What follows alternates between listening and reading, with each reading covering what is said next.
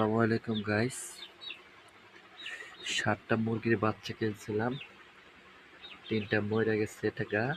আর মনে হচ্ছে 4টা মুরগির বাচ্চা, 4টা মোটামুটি একটু বড় হয়েছে।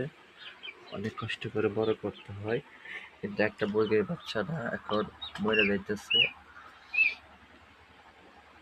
একটা মুরগির বাচ্চা বাঁচবে না, মরে যাবে। এত কষ্ট করে বাচ্চাগুলো পালার পরে যদি মরে জায়গা বলেন, খুব খারাপ লাগে না? সবাই ভিডিওটা বেশি বেশি করে লাইক করবেন, শেয়ার করে দিবেন, কমেন্ট করবেন। আর কারা কারা মুরগি পালতে ভালো লাগে তারা এই ভিডিওতে অবশ্যই কমেন্ট বক্সে বলে যাবেন যে আমরা মুরগি পালতে অনেকটা ভালো লাগে। আমার একটা মুরগির বাচ্চা মরে যাইতেছে, খুব কষ্ট লাগতেছে। কষ্ট লাগলেও কি করব বলেন, ওটার বাঁচবে না, ওটার হায়াত শেষ। তো সবাই ভালো থাকবেন।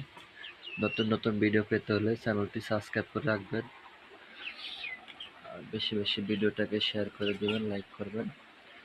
সবাই ভালো থাকবেন, সুস্থ থাকবেন। আল্লাহ হাফেজ।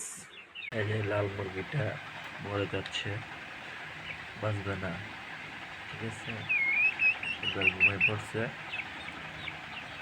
দেখি ওষুধ আছে, ওষুধ খাওয়াইলে কি বাঁচে নাকি।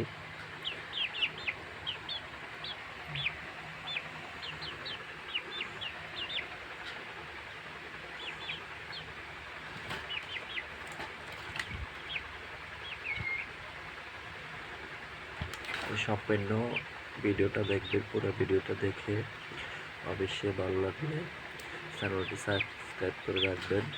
আর নতুন নতুন ভিডিও পেতে হলে অবশ্যই সাথে থাকবেন। ধন্যবাদ সবাইকে।